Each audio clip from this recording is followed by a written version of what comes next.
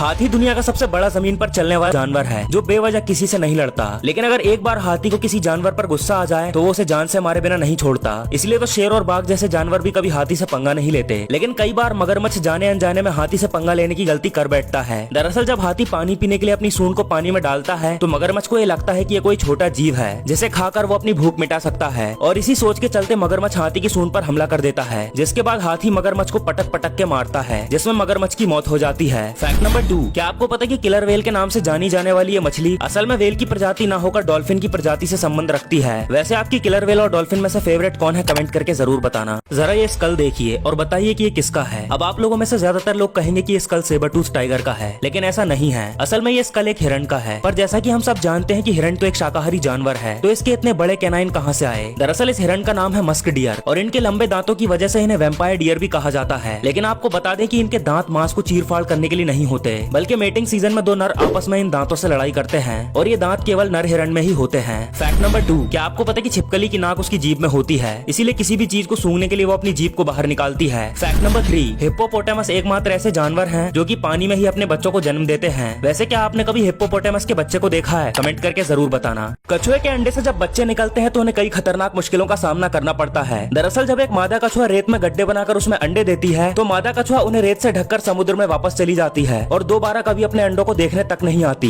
फिर 60 से 70 दिन के बाद बच्चे अंडों से बाहर निकल आते हैं, लेकिन रेत के नीचे दबे होने के कारण 60% बच्चे रेत से बाहर नहीं आ पाते और वहीं दबकर मर जाते हैं। इनमें से केवल 40% बच्चे बच पाते हैं और ये बचे हुए बच्चे समुद्र की तरफ बढ़ने लगते हैं और वहीं नजरें गड़ाए बैठे रहते हैं आसमान के खतरनाक शिकारी बाज और गिद्ध, जो कि इन कछुओं की धीमी चाल के कारण इन्हें अपना शिकार बना लेते हैं। जिसके बाद केवल 20% कछुए ही समुद्र तक पहुंच पाते हैं और जिंदा बच पाते हैं। फैक्ट नंबर 2, अगर कोई गिलहरी का बच्चा अपने परिवार से अलग हो जाता है तो अन्य गिलहरियां उसे गोद ले लेती हैं। वैसे दोस्तों आपका नाम क्या है, कमेंट करके जरूर बताना।